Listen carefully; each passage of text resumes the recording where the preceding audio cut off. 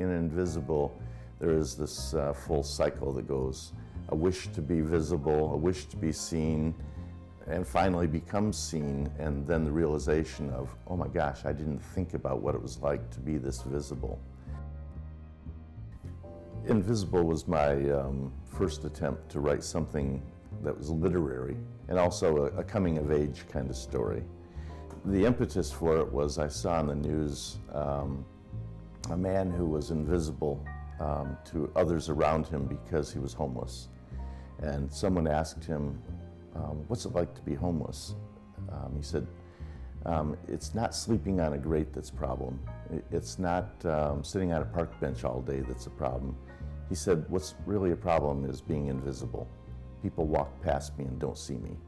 And so the character in the story was somebody who, because of physical characteristics and because of personality characteristics, was invisible to family, was invisible to community, was invisible at work.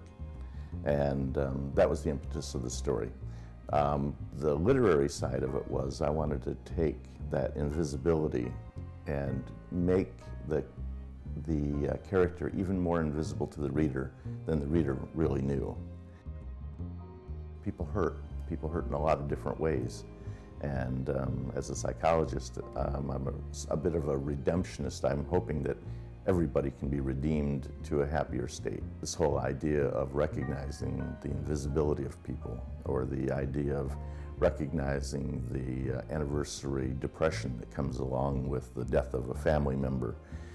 Those kinds of realizations and recognitions of human foibles and human sensitivities, I think has helped a great deal in terms of writing this kind of a novel.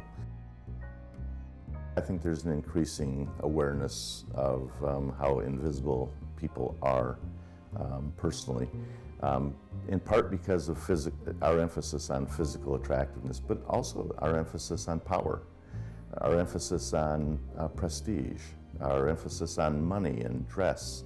And so all of those things that we hold dear as a society, those people who don't have them end up feeling less significant and more invisible as a result.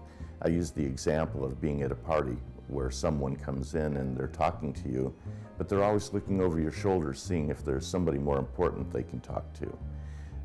That makes a person feel invisible. My character says at one point, people don't notice me until I put my money on the counter. And money brings illumination to a person. So even invisible people can be illuminated briefly, but it's only because I'm meeting your needs.